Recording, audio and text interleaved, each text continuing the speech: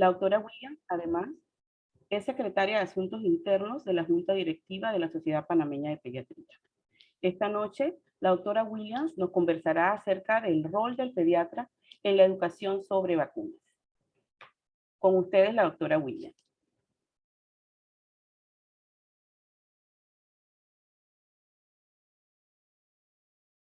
Disculpen, tenía el audio apagado. Buenas noches a todos. Ojalá pudiéramos responder todos los mensajes que están dejando de buenas noches. Les agradecemos la constancia y la presencia siempre en las clases. Esta es la sexta clase. Y sí, al inicio la charla se llamaba el rol del pediatra porque inicialmente iba dirigido al personal que atendía niños desde la parte médica, pero sí les tengo que hacer la aclaración que he modificado un poquito la presentación para que incluya a todos los profesionales de la salud, porque al final, pues lograr el éxito en la vacunación no solo depende del pediatra, sino que hay un equipo muy grande detrás de todo esto, así que a continuación les presento un poquito lo que modifiqué. Déjenme.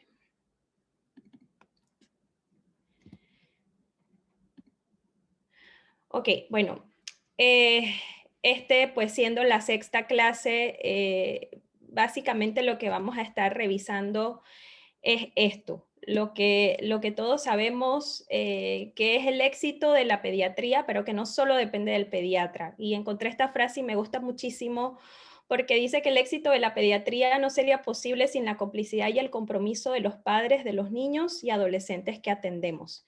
Y realmente me quedo con ese mensaje porque a veces creemos que toda la atención médica, el éxito se mide desde nuestra perspectiva, pero realmente, aparte de los indicadores de impacto y todos los indicadores que nosotros tenemos para medir el éxito en nuestra atención y en lo que hacemos, esto al final es lo que nos da la satisfacción como personal de salud, el éxito que tenemos en ese paciente que vamos a tener enfrente nuestro y todas las enfermedades que podemos ayudar a evitar. Entonces, la presentación de hoy cuenta de 4 partes. Básicamente esto es lo que les voy a estar presentando. Vamos a repasar algunos conceptos. No me voy a detener mucho en esto porque hemos tenido 5 clases previas muy completas, muy complejas, pero que han dejado pues su aporte valioso. Luego vamos a ver el rol del profesional de salud, qué debemos saber nosotros como profesional de salud para generar esa confianza, sin meterme realmente en lo que es la reticencia de vacuna, porque es lo que van a ver en la siguiente clase y eso es un tema bastante rico que pues van a ver que se va a desarrollar de una forma bastante completa. Como tercer punto, que enseñar a los padres y en la última parte, la vacunación teoría a la práctica. Y aquí pues les voy a compartir una experiencia muy bonita que tuve haciendo una visita a un centro de salud. Y me quedé un día, pues, o media mañana en lo que era preparando con este personal pues, para realizar esta tarea tan importante que es la vacunación.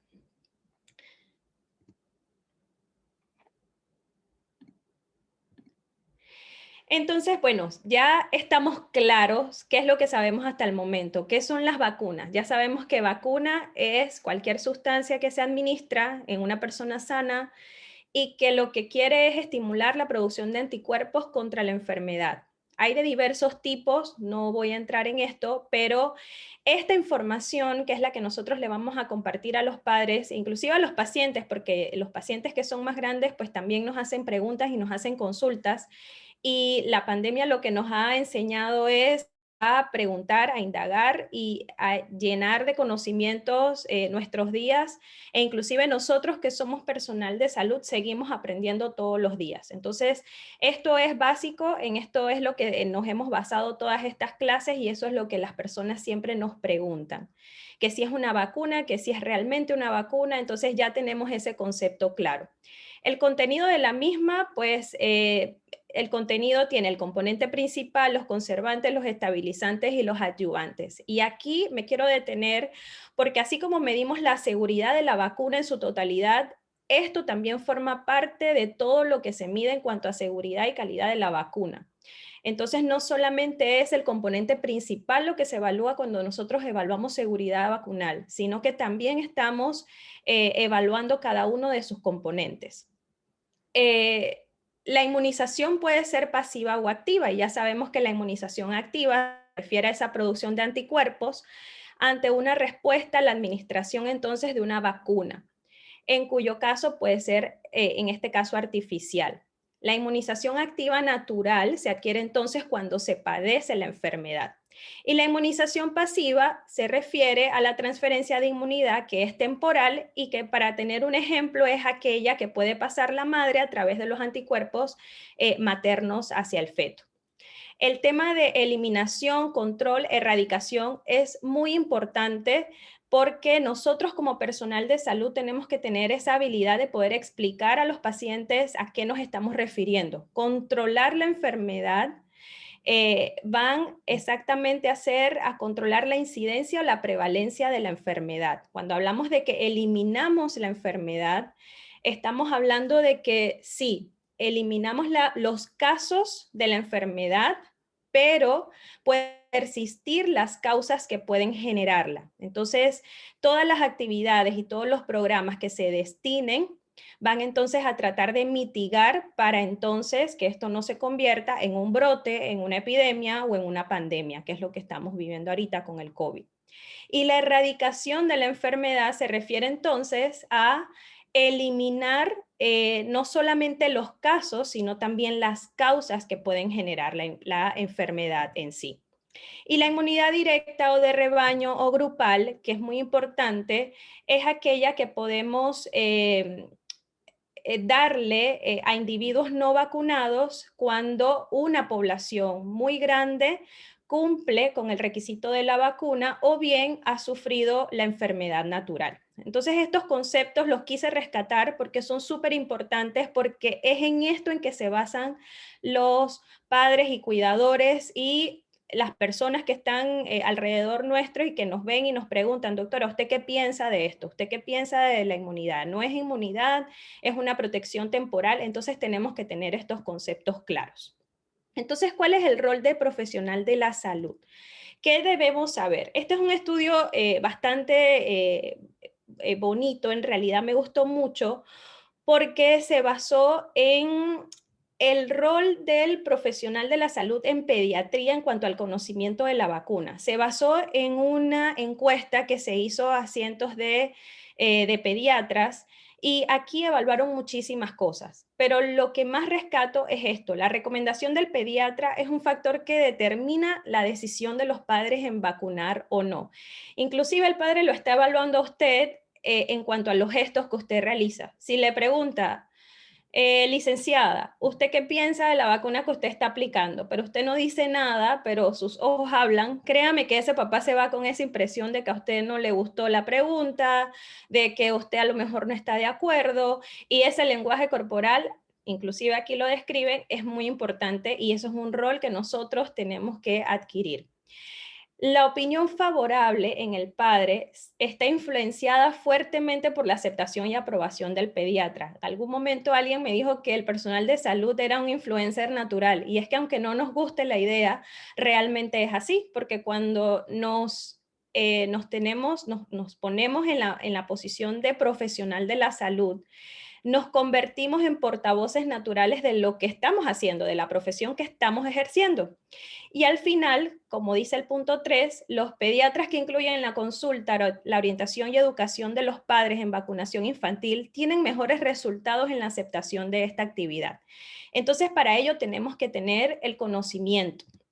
Por eso es que el rol del pediatra y el profesional de la salud, uno, es educar, porque es cierto que las vacunas han sufrido las consecuencias de su éxito, y eso no es más porque desde la cumbre del milenio que se realizó en septiembre del 2000, 190 países se reunieron y llegaron a la conclusión que incluir a las vacunas en lo que eran los objetivos del milenio era una meta como grupo o como naciones conglomeradas allí en esta cumbre del milenio, y que esto se tenía que lograr para nosotros poder hablar de que nuestra población tenía salud.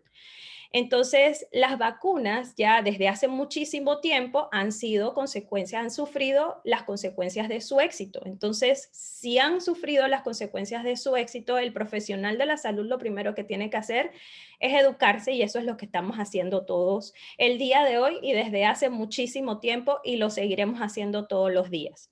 Pero el profesional de salud también tiene un segundo compromiso, también se educa, ¿sí? Educa a los demás y también se educa a él. Y entonces, como ven en este estudio que hicieron, el 70% de los pediatras tenían conocimientos en vacunas. Pero ¿qué pasa con ese 30% que evaluaron en este estudio que hicieron en una comunidad de Canadá, una comunidad científica de Canadá? Entonces, todos estos pediatras que estaban en el otro extremo también tienen que adquirir esa responsabilidad de educarse, no solo en vacunas, sino también mantener esa educación constante, porque así lo exige el rol médico o el rol en enfermería o cualquier profesional de la salud, porque el estudio se hace dinámico y los conocimientos van cambiando. Y al final, que esto es lo más importante y no solamente para los que nos desempeñamos en la atención pública, nosotros somos referentes en salud pública porque estamos acostumbrados a ver al profesional de la salud como el que cura la enfermedad, pero realmente el rol de promoción de la salud, de prevención de las enfermedades, juega un papel importante cuando, por ejemplo, hoy en día sabemos exactamente quiénes son los pacientes a los que le ha ido peor en pandemia. Todos aquellos pacientes que no tenían un control adecuado de su situación de salud o que tenían alguna condición crónica de salud que no estaba totalmente controlada. Ya sabemos inclusive que estas personas son los que van a seguir padeciendo los embates de una enfermedad, pues que es bastante cruel con aquellas personas que no contaban con un adecuado control. Entonces, somos referentes de salud pública porque prevenimos, no solamente tratamos, sino que promocionamos salud. Y finalmente, si el paciente llega con una condición de enfermedad, tenemos la capacidad o habilidad, dependiendo del rol que desempeñemos, en tratarla para poder tener un objetivo, digamos, exitoso. Entonces, esto que ustedes ven aquí es todo lo que hace el profesional de salud en pediatría. Él hace varios roles y todos los roles van enfocados a mantener la salud del paciente pediátrico. No solamente asiste, sino que también es un referente para crear nuevas leyes. Si ustedes lo ven, aquí hay varias funciones que el pediatra puede ejercer. Y esto se hizo en una reunión de la Asociación Americana de Pediatría, en donde cada uno de estos roles que ustedes ven aquí se hace desde el consultorio pediátrico. No solamente es la parte de evaluar y tratar, sino que también es un monitor de salud, también hace investigación, también educa y empodera a los padres, también puede crear alianzas que son exitosas no solamente en la parte clínica, sino también en la comunidad, pero también puede ayudar a desarrollar leyes que sean las que mejoren la condición de salud general de la población, en este caso la población pediátrica. Entonces, no es solamente hacer la tarea desde el consultorio o desde el sitio de vacunación, sino que somos referentes de salud pública. Y esto es precisamente en lo que los padres se van a guiar. ¿Cuál es el profesional de salud que tengo enfrente y qué es lo que esa persona me va a enseñar? Entonces, esto es lo primero que nosotros debemos enseñar porque ya hemos aprendido que las vacunas son seguras. Entonces, si ustedes ven aquí este esquema, que traté de hacérselos lo más resumido posible, antes de que se autorice y se comercialice una vacuna, ha pasado por distintas fases. La fase preclínica, que ya la conocimos, empieza con los estudios animales, se evalúa la toxicidad local y sistémica para luego pasar a una fase 1, en donde hay menos de 100 voluntarios. Luego de esto pasa a una fase 2, donde aumenta un poco más, más de 100 voluntarios. Y en la fase 3, entonces se inicia la eficacia clínica y la seguridad. y participan más de 1000 voluntarios, y es allí entonces donde una vacuna puede autorizarse y comercializarse. Pero es muy importante transmitirle a los padres que inclusive después de esto, los estudios de seguridad se mantienen vigentes durante toda la comercialización y la dispensación de las vacunas. O sea, esto nunca termina. Entonces, por eso se llaman estudios post-autorización. Y de 10 preguntas que pueden hacer los padres durante la consulta o en algún comentario o inclusive en las redes, porque también lo comentan en las redes, es exactamente las preguntas relacionadas a seguridad vacunal. Entonces, esto lo rescato mucho porque independientemente de cuál sea el tema en vacunación, nosotros tenemos que transmitir lo que la evidencia nos indica. Entonces, hasta el momento sabemos que las vacunas son seguras. Lo otro que preguntan muchísimo es acerca de los mitos. Y hay muchísimos mitos alrededor de las vacunas, pero quise rescatar estos que inclusive forman parte de una revisión que se hizo en marzo del 2020, que allí les dejo la dirección, y que hace un abordaje bastante claro, con datos científicos bastante acertados de los mitos más frecuentes que rodean la vacunación. El primero y pues secundario al nefasto estudio publicado en Lancet en el 98 y que fue retractado hasta 12 años después, era aquel que relacionaba a la vacuna de MMR con el autismo, pero cuando ustedes revisan el estudio, realmente tenía tantas deficiencias que la más notable era que solamente estaban implicados en el estudio 12 niños. Entonces, ¿cómo podemos hacer una aseveración tan importante con un diagnóstico que es tan difícil para las familias y que amerita un manejo interdisciplinario bastante riguroso con un estudio en donde solamente habían 12 pacientitos? Entonces, de allí tenemos una cantidad infinita de mitos, pero el segundo que comentan mucho es si son demasiadas vacunas juntas y que si eso puede tener algún efecto nocivo en el paciente. Y aquí lo importante de saber es que desde el inicio de la vacunación, las proteínas inmunológicas que se incluían en las primeras vacunas, sí, eran decenas y hasta centenas de ellas. Por ejemplo, la vacuna contra la viruela se describía que tenía 160 proteínas inmunológicas, pero hasta el sol de hoy, existen alrededor de 26, 27 enfermedades que pueden ser prevenidas o que están incluidas en los programas de vacunación a nivel internacional. Y si sumamos todas las proteínas inmunológicas que contienen esas 26, 27 vacunas, no llegamos ni a 200 proteínas inmunológicas. Entonces, lo que se quiere decir es que los componentes inmunológicos han disminuido con el tiempo a medida que hemos aumentado el número de enfermedades que podemos controlar o que inclusive hemos llegado a erradicar a través de las vacunas. Entonces, esto es súper importante saberlo porque a pesar de que hay muchos bulos y que hay muchos mitos circulando por allí, tenemos inclusive una última revisión que está bastante completa y que espero que la puedan buscar y que la puedan leer porque la verdad es que me gustó muchísimo cómo lo tiene todo detallado. Ya tenemos una digamos, certificación y tenemos evidencia que nos indica que esto definitivamente no es así. Otro de los mitos más frecuentes está relacionado a que sí, las vacunas pueden abrumar al sistema inmunológico, que el niño está muy pequeño y que si eso puede abrumar su sistema inmunológico e impedir que responda en ese momento a otras enfermedades o a otras noxas que puedan estar afectándolo.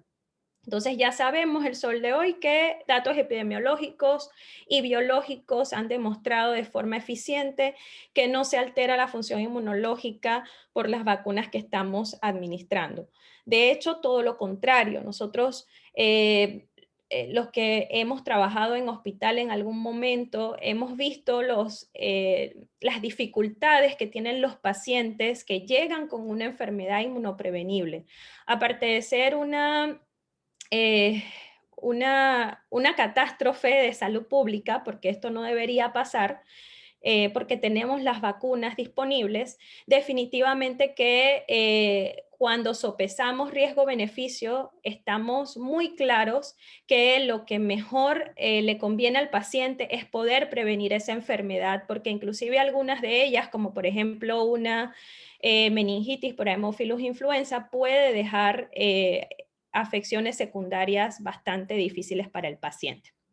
Y por último, pero no menos importante, los mitos que se relacionan a la vacuna contra el virus de papiloma humano y el riesgo de enfermedades autoinmunes.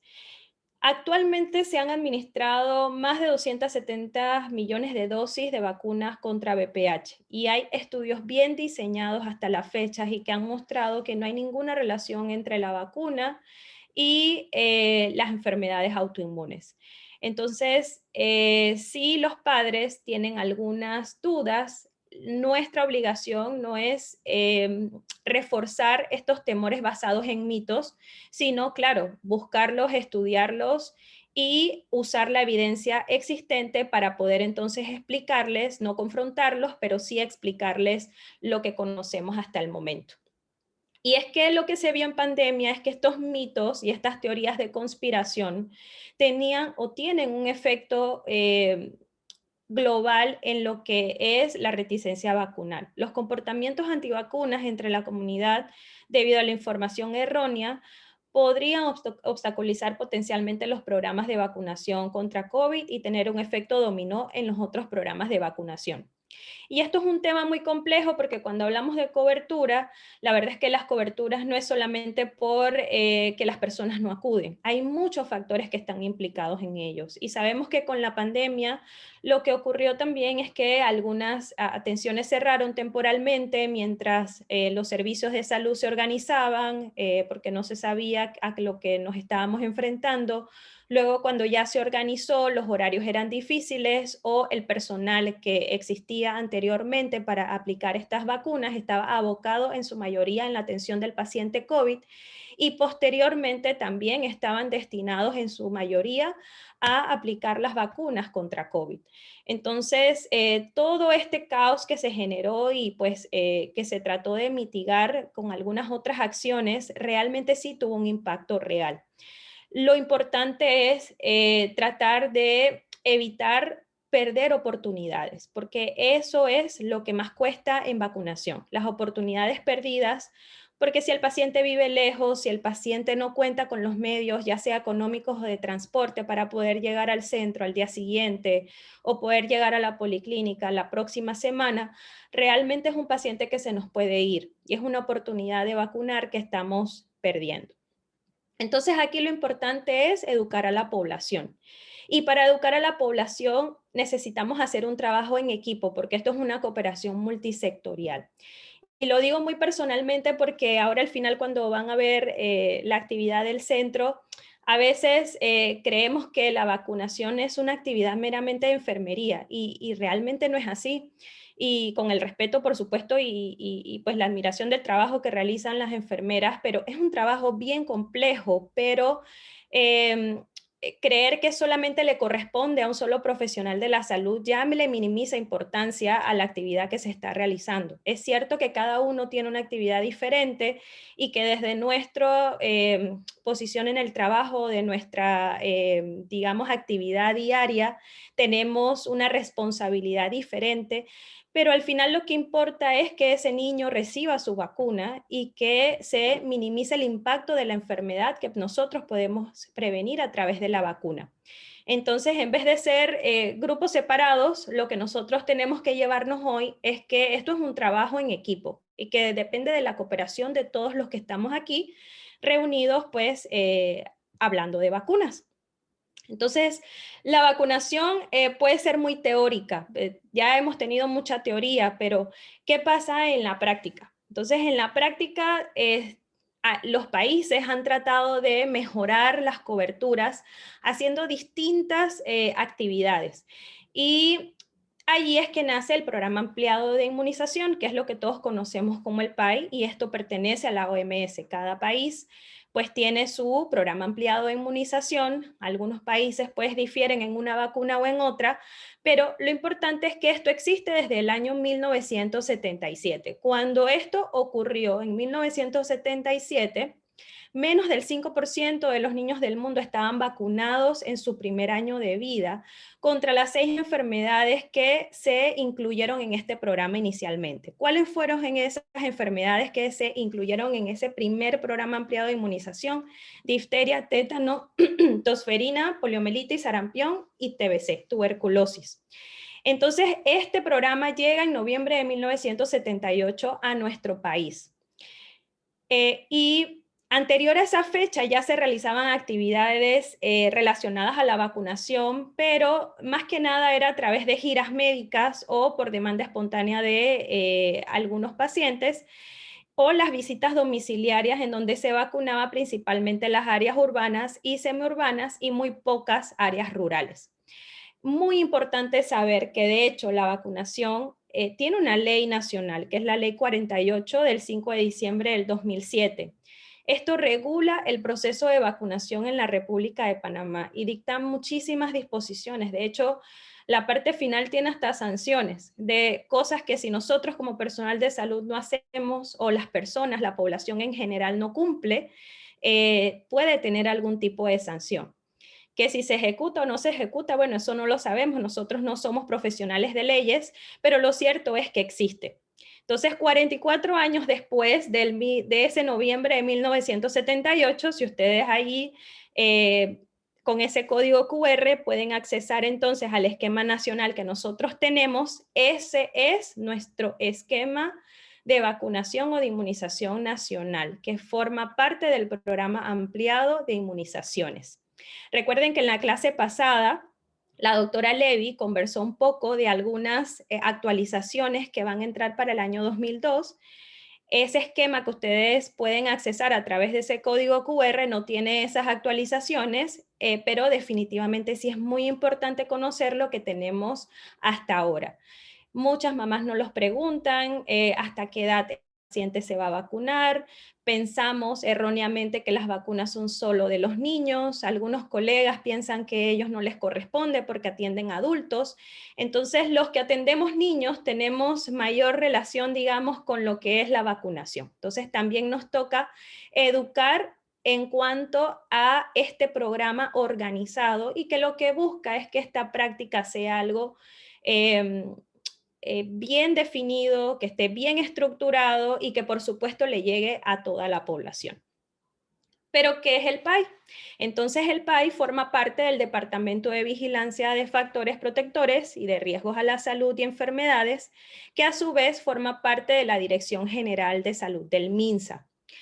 Cuenta con una comisión técnica asesora local, que es lo que llamamos CONAPI, que es la Comisión Nacional Asesora de Prácticas de Inmunización, y su rol de asesoría técnica es muy valioso porque es el que se encarga de hacer estas recomendaciones basadas en evidencia y son las que van a llevar entonces a los cambios o a las modificaciones que se ajusten a las necesidades actuales de nuestra población y que responden también a los cambios internacionales o a las vacunas que se van generando o a los cambios que sufre cada patología, porque sabemos que así como evoluciona el ser humano, pues también evolucionan los microorganismos y si la vacuna se modifica para proteger más, definitivamente que cada país tiene que ampliar su cobertura y su protección a la población.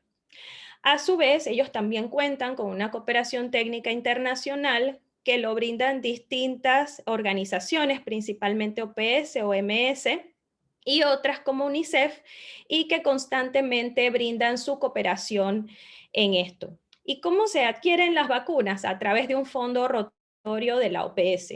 Este fondo rotatorio tiene más de 40 años brindando un apoyo para que se puedan adquirir vacunas de forma segura y de alta calidad a un buen precio. Entonces, de hecho, esos datos son públicos. Aquí siempre dicen guarden el celular, pero aquí yo los pongo a usar el celular para que también entonces busquen en ese código QR cuánto cuestan las vacunas usando un fondo rotatorio. Entonces, cada país llena esto. Eso es lo que llena el país y eso es lo que ese país, por ejemplo, Panamá, le solicita al fondo rotatorio. Entonces, allí tenemos para cada trimestre cuántas dosis de vacunas BCG necesitamos, cuántas DPT, cuántas vacunas hexavalentes, etcétera. Entonces, así se solicitan las vacunas de una manera eficaz, que sea de una manera accesible para los países y que también cuente con una alta calidad y que nos garantice que sean seguras principalmente. Y esto fue lo que pasó en la pandemia. Empezaron a disminuir las coberturas. En todos los países empezaron a disminuir las coberturas y definitivamente que nuestro país no escapó a esto. Entonces ya se sabía que 1 de cada 4 niños y niñas de América Latina y el Caribe no había recibido para abril del 2022 las vacunas que le protegían contra enfermedades peligrosas. Y el 27 de diciembre de 2021, datos del Programa Ampliado de Inmunización de nuestro país a través del MINSA ya reportaba que se reflejaban que las coberturas vacunales pediátricas en Panamá habían disminuido de una forma importante y se encontraban por debajo del 70% para el año 2021. Y aquí están las imágenes de los datos preliminares de PAI para el año 2021 y bueno, aquí les quiero hacer la observación que el Programa Ampliado de Inmunización autorizó que se compartiera en esta clase estas imágenes y por eso se las traigo, porque pues son de interés público. Entonces aquí si ustedes ven, las coberturas están en porcentajes, que es lo que tenemos acá, para cada vacuna. Aquí están menores de 1 año, las de BCG, hexavalente, rotavirus, neumococo e influenza, todas por debajo del 70%. Aquí tenemos influenza, MMR, hepatitis A y varicela. Y aquí tenemos para niños más grandes, 10 años, las coberturas en BPH para las niñas, para los niños que no llegaban ni a 15% y TDAP que no llegaba al 50%. Entonces, las coberturas, ¿cómo se miden estos porcentajes? Es el número de pacientes vacunados entre el número de individuos que yo debo vacunar. Y se describe que una cobertura homogénea debe estar entre el 90 y el 95% para que usted pueda definir un éxito en su cobertura vacunal. Y no lo quiero dejar solo en el porcentaje porque nos quedamos con el 45% y pensamos, cónchale, no hay vacunas. No, no siempre es así. Como le digo, esto es multifactorial y esos factores hay que estudiarlos de forma individualizada. Desde el momento en que el paciente no salió, desde el momento en que sí, puede ser que se hayan agotado ciertas vacunas, desde el momento en que cerró el centro, desde el momento que movilizamos al personal para que vacunara contra COVID. Todos estos aspectos deben ser evaluados en conjunto y deben ser mejorados, porque al final eso es lo que necesitamos, no buscar culpables, sino buscar una solución y que esa solución sea efectiva. Y por eso es que ahora lo que nosotros tenemos que hacer es reanudar las vacunaciones y esto debe ser planificado, organizado y realizado en el menor tiempo posible, tal como lo indica este paper que habla de estrategias vacunales para recuperar las coberturas vacunales perdidas en la pandemia de COVID-19. Lo primero que ellos recomiendan es captar de forma activa. Puede ser mediante una llamada, mediante mensajes de texto, utilizando pues las bondades que tenemos con los celulares y ayudándose de la confesión de listados de personas no vacunadas. No tenemos un censo desde hace ya un ratito, o sea que no tenemos esa forma, digamos, rápida de conocer un censo de población específico, pero sí se pueden hacer algunos listados o algunas bases de datos preliminares y esto es lo que hace precisamente cada centro de salud y cada policlínica. Captar de forma pasiva mediante anuncios en medios, redes sociales, alguna cartelera específica, etcétera, y aumentar la agenda para la vacunación. Esto se lee fácil, yo lo sé, pero si es la única enfermera o es el único licenciado que está destinado a ese centro y tiene que cumplir con ese horario y no puede cumplir con un horario extra, definitivamente que eso es algo que se debe planificar. Por eso es que hago la aclaración que debe ser planificado, organizado y realizado en el menor tiempo posible, pero tomando en cuenta los recursos que tenemos. Y si los recursos se ven un poco limitados, definitivamente que tenemos que unir todos nuestros cerebros y nuestras ideas para entonces buscar la mejor forma sin que se trastoque algo adicional a lo que queremos corregir. Aprovechar las oportunidades de vacunación. Lo pongo en negrita porque eso es lo más importante, aprovechar las oportunidades de vacunación. En caso de acudir al centro de salud dentro de las visitas del programa de salud infantil o por otros motivos, si no existe contraindicación. Definitivamente que esto es algo que se puede hacer desde nuestros lugares si tenemos en nuestro sitio de trabajo, en nuestra institución sanitaria, la oferta de vacunar pacientes. Definitivamente que si estoy en un área que no es un centro de vacunación, no puedo hacerlo.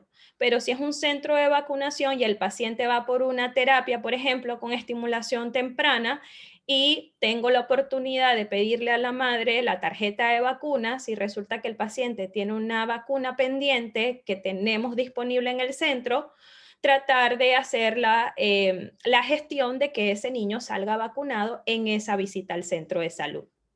No requiere, digamos, mucho, mucho trabajo extra en el sentido de que el paciente ya está allí. Quizá haya que hacer una organización interna diferente, pero podemos planificar que todos los días probablemente los pacientes que acudan a esa estimulación temprana probablemente cuenten con vacunas que están pendientes, como por ejemplo la hexavalente que llegó hace poco.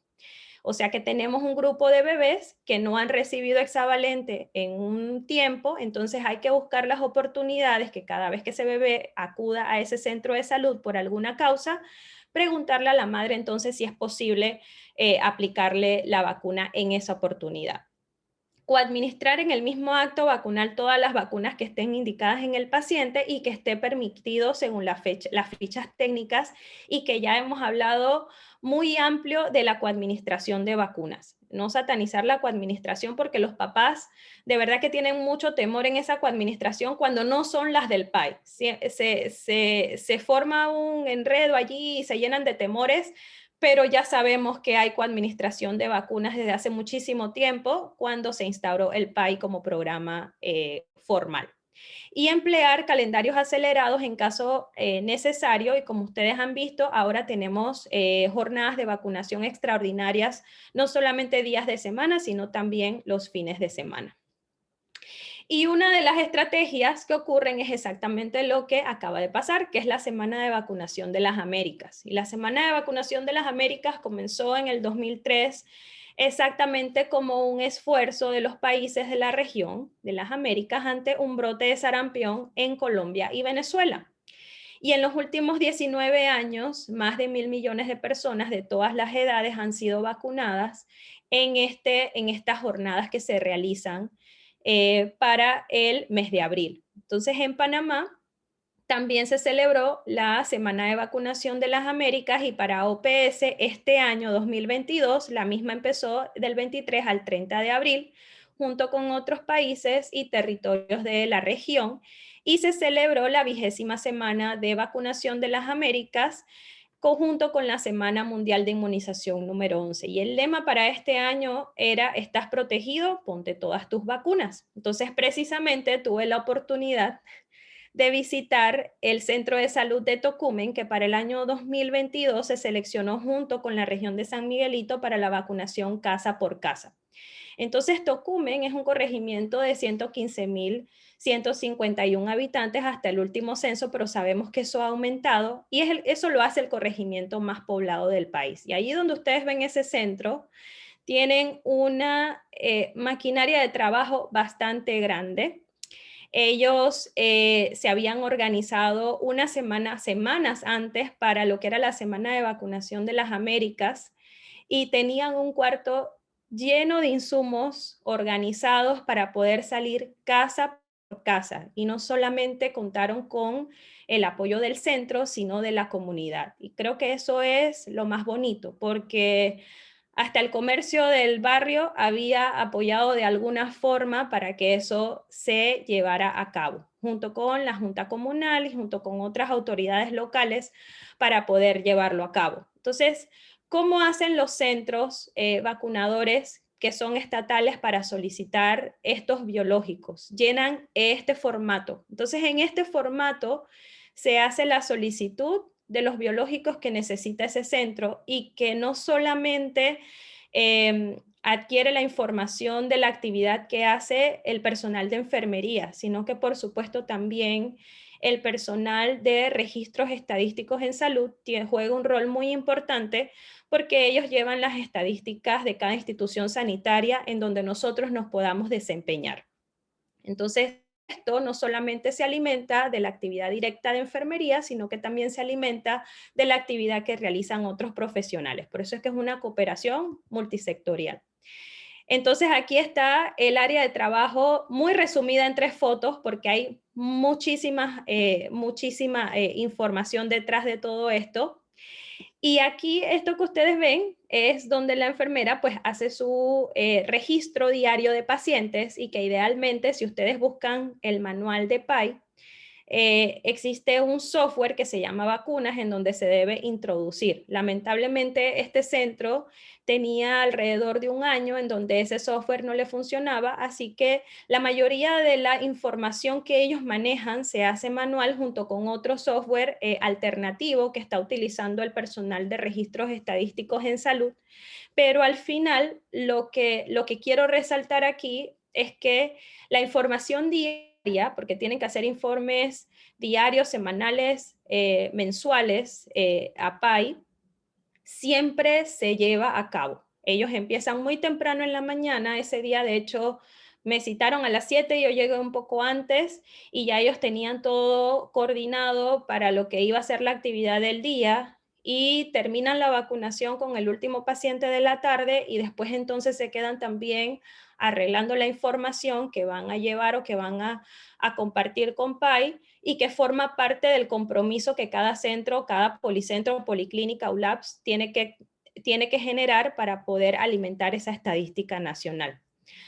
Ay, disculpen.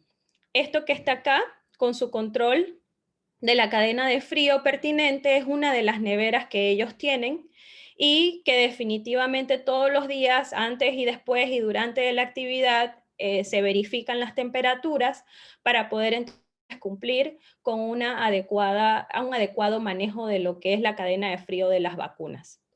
Y esto que está acá, que yo creo que en mi mente si hubiese podido hacer algo, me hubiese encantado digitalizar toda esta información y que eso es una de las cosas que tenemos que resaltar del personal que trabaja en vacunas, porque trabaja con lo que tiene de forma muy eficiente. Entonces, idealmente esto debería estar digitalizado para facilitar el trabajo de quien está todos los días recibiendo a los pacientes, pero pues ellos tienen una manera bastante curiosa, como siempre lo ha hecho enfermería, de manejar los datos. Entonces, no es aburrido para nada, pero ellos ya tienen bien establecido cuáles son los pacientes activos, cuáles son los pacientes que han estado inasistentes, y este grupo de inasistentes quiero que le presten muchísima atención porque aquí hay teléfonos en donde ellas llaman desde un celular autogestionado para poder entonces darle seguimiento a esos pacientes que no han acudido a aplicarse las vacunas. Entonces eso es un trabajo activo,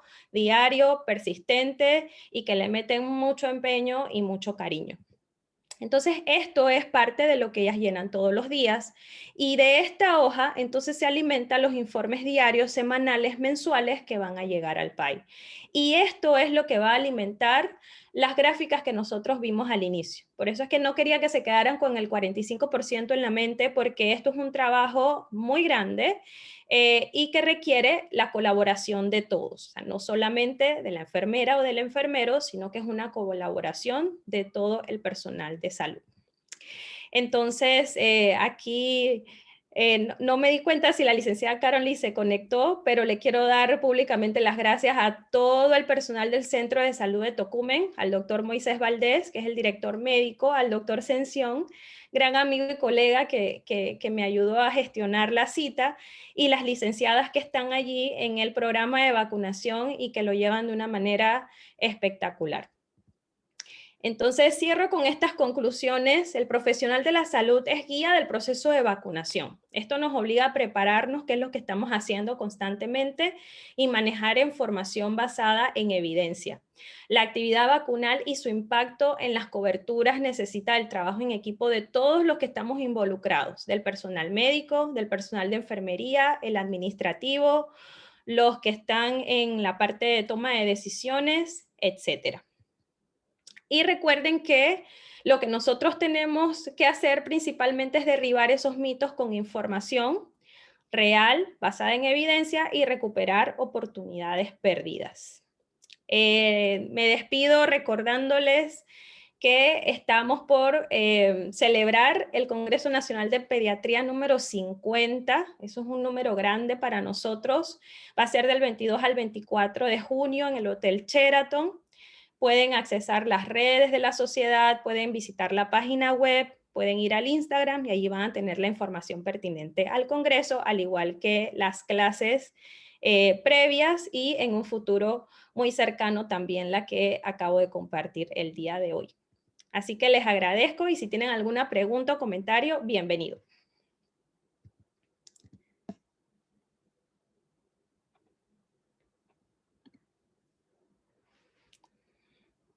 Excelente presentación, doctora Yesenia. Vamos a abrir entonces el compás para comentarios o preguntas que tengan. En la parte inferior de la pantalla hay una parte que tiene para hacer las preguntas. Le agradecemos si las puedan hacer por esta vía. Voy a leer unos comentarios que se hicieron en el chat. Pues refiere que hay muy poco apoyo y que los recursos son reducidos. Así que pues a veces no se puede avanzar, ¿no? Es lo que es el sentir de, pues, del personal. Definitivamente creo que esto es pues, generalizado a nivel de las instituciones públicas, ¿no? Lo importante es pues la intención, la actitud del personal, pues para que podamos ir avanzando y no nos quedemos solamente estancados pensando de que no nos dan, de que no tenemos, ¿no? Que cada uno ponga su granito de arena en la parte que le corresponde para que podamos ir mejorando. Pues lo importante es pues mejorar y aprender también de los errores que se cometen diariamente. Y pues definitivamente esta charla es buenísimo para que veamos de repente cómo podemos mejorar para que las coberturas mejoren, aumenten, para que pues el programa llevado de la mano de todo el equipo de la institución o pues, de los que elaboramos en la parte de salud, ¿verdad? Vaya mejorando y recupere esas altas coberturas que antes llegamos a tener, que nos enorgullecían, pues porque siempre fuimos uno de los países que teníamos mejores coberturas vacunales y que pues ahora nos hemos unido a lo que vive la mayoría de los países, pero pues que toca enfrentar y tratar de corregir. Uno de los temores de los padres en la coadministración es que por ser más vacunas piensan que puedan tener también más efectos secundarios. Entonces a veces los mismos padres son los que como que no quieren que les pongan en un solo día más vacunas, sobre todo aquellos niños pues que se han ido atrasando en sus esquemas y pues toca, como bien dijo usted, coadministrar para ir poniéndolos al día, ¿no?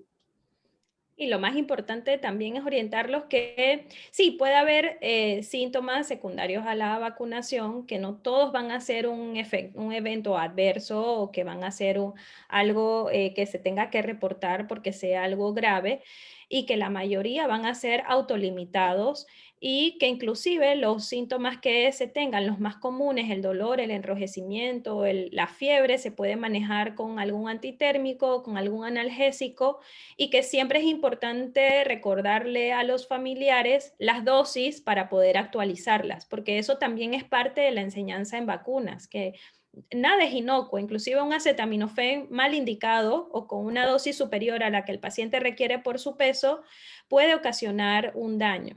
Eso no significa que vamos a minimizar el temor del padre, pero sí tenemos que orientar que la mayoría de los efectos van a ser autolimitados o que pueden mejorar con una medicación bastante general.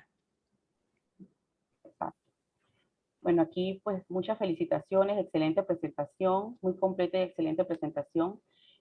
Mencionan que debe ser un equipo completo tanto en reiniciar pues más grupos de giras para la vacunación en áreas de difícil acceso, donde están más bajos los niveles de vacunación y promover más docencia en esas áreas también. Sí, y aquí inclusive rescato la experiencia del centro de Tocumen, que aunque es un área urbana, también tienen áreas donde digamos que el acceso es un poco más complicado por el tema del transporte. Entonces, ahí se organizan y llegan, o sea, llegan con el carro de la institución o a través de las autoridades locales que también prestan pues o ceden los carros para la actividad. Pero sí, yo coincido que aquí lo importante es ver qué pasa en las otras áreas. Debería ser algo más generalizado y pues esperemos que eso se pueda lograr y yo creo que aquí todos podemos quizás ser portavoces eficaces para que eso se cumpla y poder mejorar entonces las coberturas, pero también tomando en cuenta todos los recursos que tenemos, que no siempre y no únicamente es dinero. Eso es bien importante resaltarlo, ¿no? No solamente se traduce el recurso en el recurso factor dinero, sino también todo lo demás. Excelente. Bueno, no sé si tienen más preguntas. Estamos ya llegando a las 8. Queremos ser puntuales, sabemos que todos tienen compromisos. Estamos ya finalizando casi la recta final del curso. Faltan 3 conferencias más. Estamos muy complacidos de que pues tengamos tanta audiencia. Eso significa pues que tendremos muchos portadores de información certera, basada en evidencia para aquellos otros que no han podido participar del curso. Mencionan aquí que existe el grupo de FORIS que hace las atenciones de vacunación en áreas de difícil acceso. Los programas escolares de cada región lo hace también. Cierto. Sí, definitivamente también el hecho de pues, que no haya habido escuela Clases, sí. presencial, pues Sí, eso impactó también. en la cobertura, sobre todo, por ejemplo, las coberturas de BPH, que son unas vacunas que se ponen en programa escolar, ¿verdad? Ya no es el niño pequeño que asiste regularmente a controles al centro, y pues eso impactó en la disminución de esta cobertura. Así es. Bueno, agradecemos entonces a la doctora Yesenia por su excelente presentación, agradecemos a todos los Gracias. participantes que nos han acompañado esta noche, y los esperamos entonces el próximo martes 17, 7 p.m. para una excelente conferencia, al igual que todas las anteriores que hemos tenido. Buenas noches a Muchas todos y gracias. muchas gracias Buenas entonces. noches.